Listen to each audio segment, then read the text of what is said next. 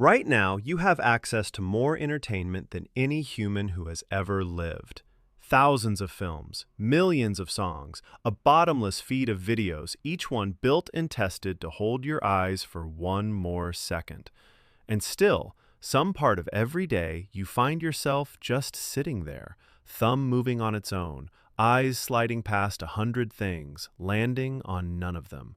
Nothing is interesting. Nothing is enough. You are bored. It feels like a small thing, a dead patch in the afternoon, a flaw in your willpower, but the real answer is far stranger, because boredom is not nothing. Boredom is one of the oldest and most sophisticated alarm systems your brain has ever built, and the version of you slumped on the couch, restless and empty, is quietly running a survival program that is millions of years old. Let me start there. For most of human history, boredom was not a problem. It was a tool. Your ancestors lived in a world with no menus, no feeds, no infinite anything. They lived on a thin margin where every hour spent doing the wrong thing was an hour that could cost them their lives. And in that world, sitting still in a safe, familiar, unchanging place was not relaxing. It was dangerous. Think about what that place actually was. A patch of land you had already searched, berries you had already picked, animals you had already hunted into hiding. A spot that felt comfortable precisely because you knew it, and knowing it meant you had already taken everything it had to give. So your brain needed a way to say something very specific. Not, "you are sad," not, "you are tired," but this. This place is used up, and staying here will kill you slowly. That message is boredom. Researchers who study this for a living describe it in a way that might surprise you. The psychologist John Eastwood and his colleagues defined boredom not as laziness and not as simply having nothing to do, but as something far sharper. They called it the deeply uncomfortable state of wanting to be engaged, of straining to care and being unable to. That is the key. Boredom is not the absence of desire. It is desire with nowhere to go. Do you feel the difference? When you are bored, you are not empty. You are full of an itch you cannot scratch. Your attention is reaching out again and again and finding nothing worth holding on to.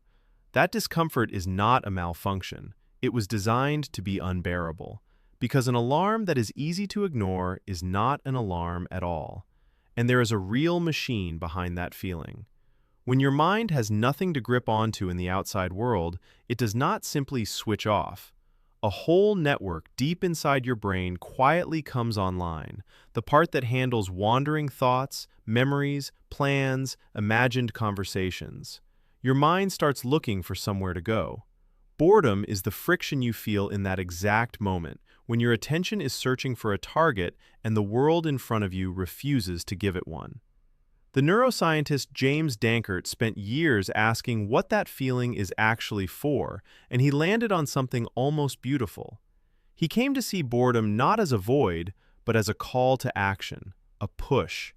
Your brain registers that whatever you are doing right now is not worth your one and only life, and it floods you with discomfort until you get up and find something that is.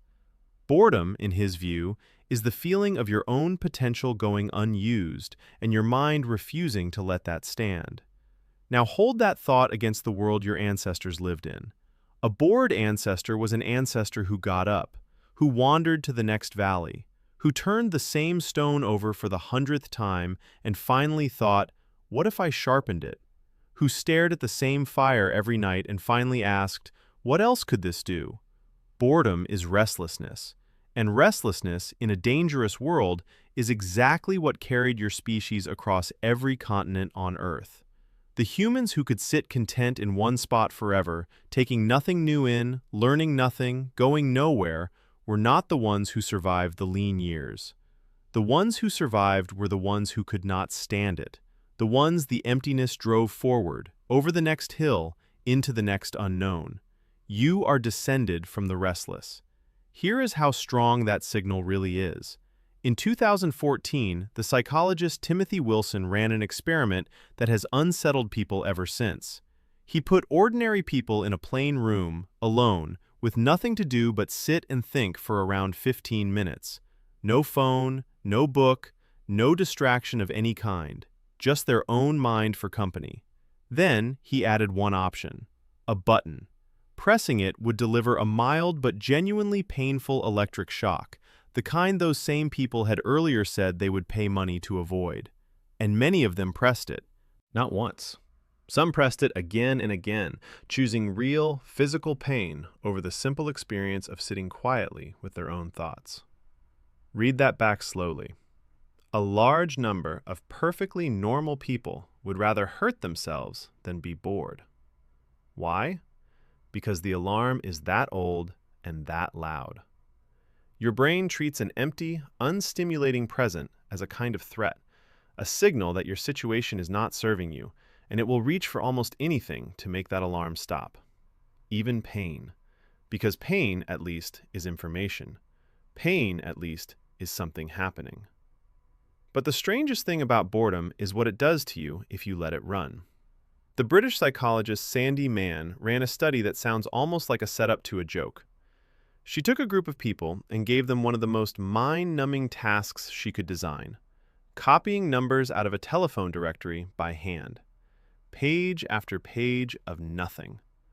Then, once they were thoroughly, completely bored, she handed them a creative challenge. Think of as many uses as you can for a pair of ordinary plastic cups. The bored group did not do worse. They did better. More ideas, stranger ideas, more inventive answers than people who had not been bored at all. Her conclusion was that when your mind is starved of stimulation from outside, it does not go quiet. It turns inward and starts generating its own. Boredom, left alone and unfed, becomes a doorway into daydreaming. And daydreaming is where your brain quietly rehearses futures, links distant ideas that have never met before, and invents. So think about your ancestors one more time. The empty hours beside the fire were not wasted. The long, dull walks across open ground were not wasted. The boredom itself was the engine. It pushed them to move, and when it could not move them, it pushed them to imagine, to plan, to wonder, what if? Every tool, every story, every god, every song, every invention that ever pulled your species up out of the dirt. Somewhere behind each one was a person who could not stand to be bored and did something about it. There is one more layer to this, and it might be the most important.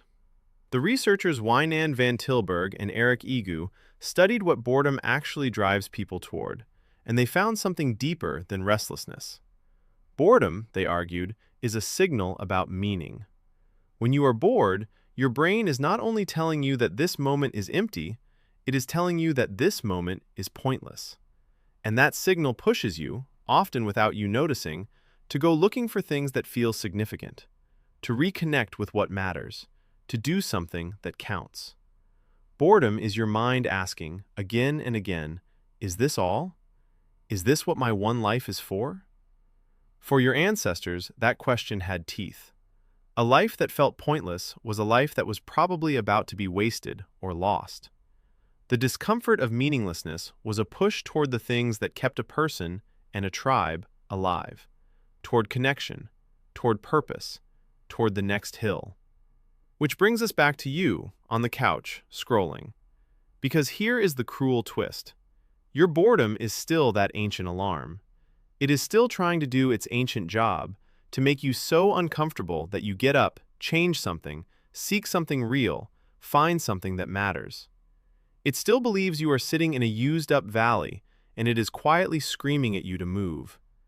But you have learned to silence it without ever moving at all. The feed is the silence. Every time the alarm goes off, you reach into your pocket and feed it a single, frictionless hit of something new. A new clip, a new face, a new outrage. Your brain gets just enough novelty to switch the alarm off, and you never have to get up, never have to wonder, never have to walk to the next valley to see what is there. For the first time in the entire history of your species, the discomfort that was meant to drive you forward can be deleted on demand. And what happens then? The signal stops meaning anything. People now report feeling bored constantly, even while drowning in stimulation, a restlessness that never resolves, because it is being fed instead of answered. The alarm rings, you mute it. It rings again, you mute it again. The valley never gets searched, the stone never gets sharpened, the daydream never gets to begin, because there is always one more thing to scroll, one more thing to swallow the silence whole. You were built to be driven by emptiness, and you have built a world where the emptiness can always be filled, instantly, cheaply, and with nothing at all.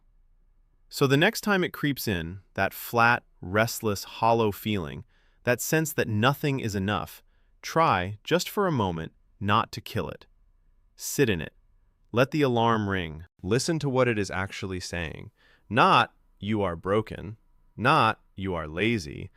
But the same thing it has whispered to every human who has ever lived. This is not enough. You are made for more.